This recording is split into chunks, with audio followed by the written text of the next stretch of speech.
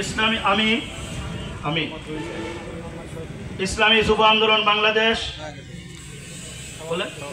ইসলামী যুব আন্দোলন বাংলাদেশ শিমুলিয়া ইউনিয়ন শাখার কার্যনির্বাহী পরিষদের সভাপতি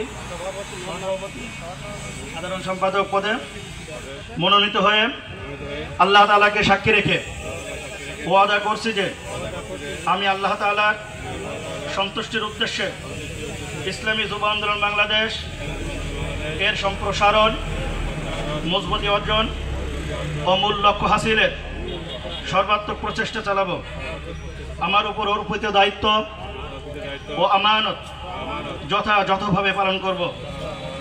আমি সংগঠনের নীতি আদর্শ ও নীতিমালা মেনে চলব এবং ঊর্ধ্বতম নেতৃত্বের প্রতি আনুগত্য প্রদর্শন করব।